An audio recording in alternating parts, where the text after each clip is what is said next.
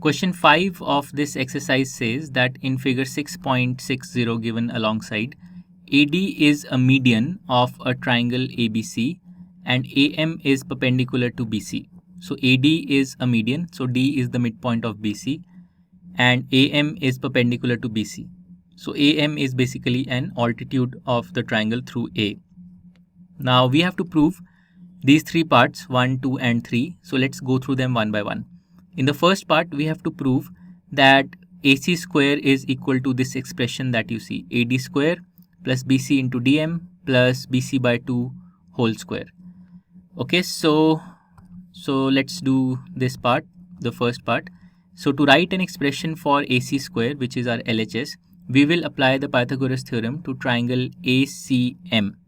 So I'm going to highlight that triangle now. Triangle ACM is this triangle. We will apply the Pythagoras theorem to this triangle.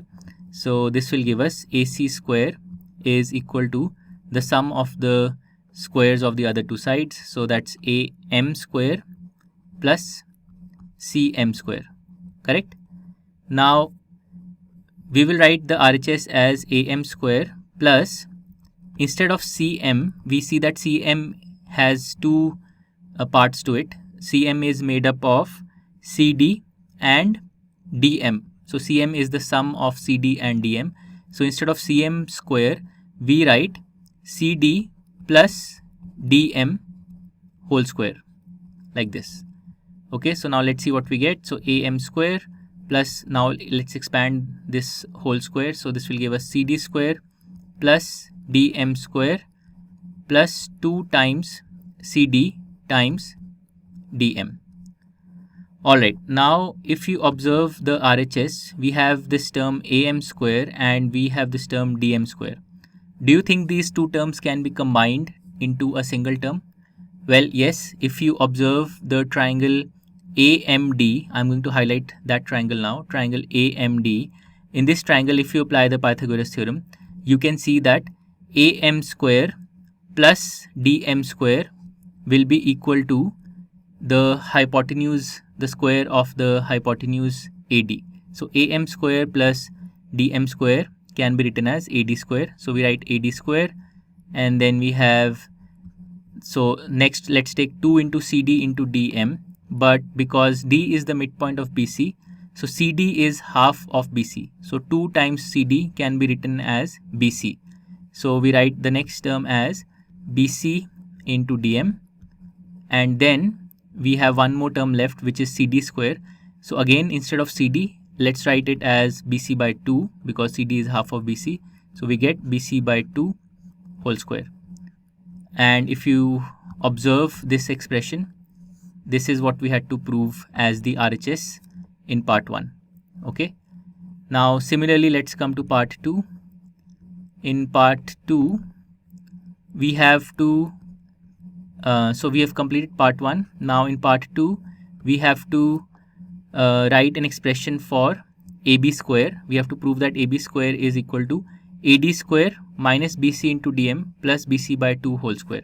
So this is very similar to the first part. We to write an expression for AB square, we observe the figure and we see that if we apply the Pythagoras theorem to triangle ABM now, we can write an expression for AB square. So AB square will be equal to AM square plus BM square. Correct? And now let's write this as AM square plus, instead of BM, we observe that BM can be thought of as BD, this length, minus MD, this length. So if you subtract MD from BD, you will get BM. So instead of BM, let's write it as BD minus MD or DM whole square. So this is what we will get. Okay, so now let's expand this. So we get AM square plus BD square plus DM square minus twice of BD into DM. Now once again, we observe that on the RHS we have AM square and DM square. If we sum these two terms, then in the figure, if you observe the figure, in triangle AMD is a right triangle. If you apply the Pythagoras theorem, AM square plus DM square will be AD square. So we write this as we write am square plus dm square as ad square. Then we have this term minus 2 into bd into dm. So 2bd can be written as bc because d is the midpoint of bc. So bd is half of bc.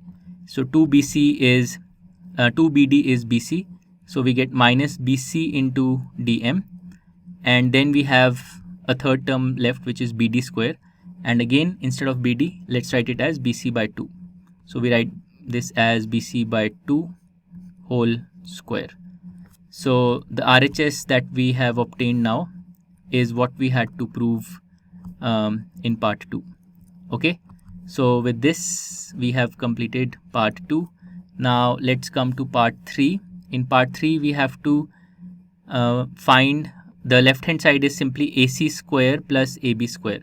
So what we can do is we can simply add the equations we have obtained in the first two parts. So ac square is equal to this expression and ab square is equal to this expression.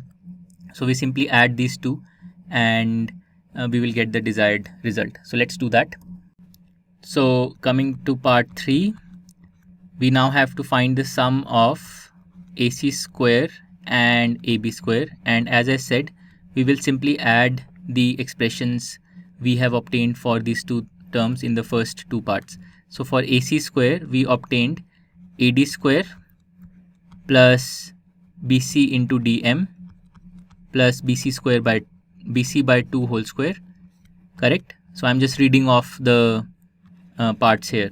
And then for ab square we got ad square minus bc into dm plus bc by 2 whole square. So this is what we got. So if we now simplify the right hand side, we see that this term and this term, they cancel out. And now we have ad square and ad square, that will give us 2ad square. So 2ad square, and then we have bc by 2 whole square and bc by 2 whole square. So this will give us twice of bc by 2 whole square, which I can write as bc square by 4. And now finally 4 by 2 is 2 by 4 is 1 by 2. So I can write the right hand side as 2ad square plus half bc square. And this is what is the RHS in part 3. So this completes our proof for part 3, that ac square plus ab square is twice of ad square plus half of bc square. This is bc. Okay, now this result that we have obtained is a very important result. In fact, this result is going to be used in the next question of this exercise. What this really means, if you have to memorize this result, what this result says is that if you add the squares of two sides of a triangle, so in this case we have ac square and ab square. So let me highlight these two sides. So AC or AB square and AC square you are adding, what you are getting as a result is twice of AD square. So AD is the median, so you are getting twice of the square of the median drawn through the common vertex A, plus you are getting half of BC square. So you're getting half of the square of the opposite side. In this case the opposite side is BC. So once again, if you're adding the squares of two sides, in this case you are calculating AB square and AC square, you are getting as a result twice the square of the median drawn through that vertex common to the two sides, plus half of the square of the opposite side. So this result is something that is used often in geometry, and it is going to be used in the next question of this exercise. So make sure that you have understood it properly. Okay, so this completes all the three parts for question number 5. To learn more about how QMath can help you crack school and board exams, explore QMath Leap, a live online classroom program run by highly experienced and committed teachers.